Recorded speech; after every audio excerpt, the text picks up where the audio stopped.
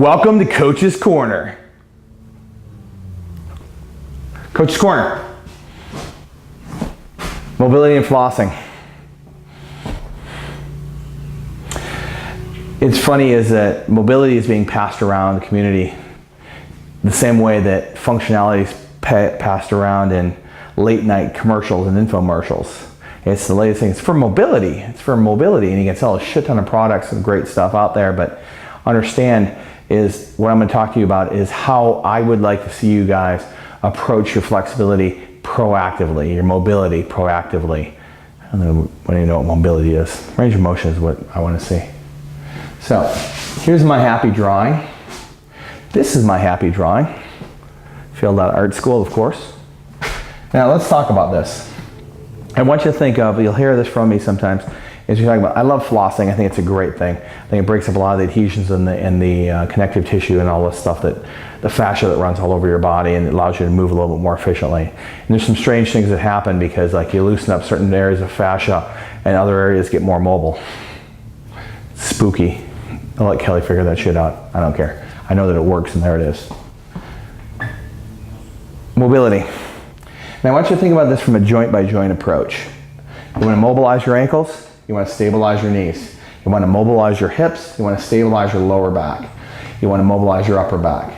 The shoulders are a strange thing because you want to both have mobility and stability. In other words, you want to be able to take your body through a full range of motion on that particular joint. At the same time, not so much stretching and turning, or stretching out the ligaments and all the connective tissue so that you have an unstable shoulder. So that being said, the concept that I show for my athletes is this, and we do this in whenever I do a training camp, is how to do personal maintenance. And what I mean by personal maintenance, I want you to start from the ankles, which are truly, if you don't have very flexible ankles or fully mobile ankles, guess what's going to happen? The rest of your kinetic chain is going to be just jacked.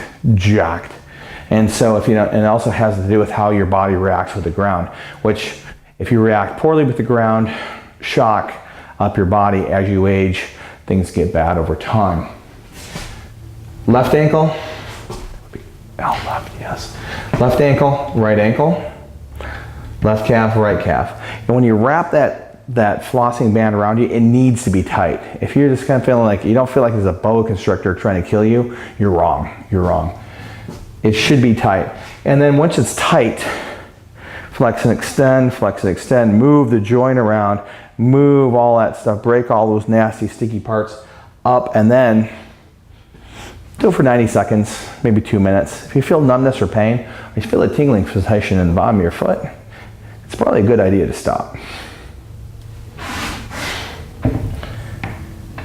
Mobilizing all the way up the body. So in other words, crush and floss all the muscles going back and forth. And I like to think of it in terms of if you're going to do a warm-up. Like for instance, like imagine you're going to row. This is kind of funny. Is you could row, say 250 a shot. It's about a minute and a half. For most people or less. It should be a lot less than that. Minute and a half, 500, 250, 4, whatever. I want you to think of it, get on there, row for 20 strokes after you floss your left ankle.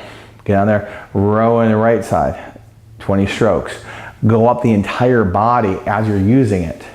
So that one, you're getting fully warmed up, but the other side of the point is you're also working on a lot of the adhesions that are sticky all over.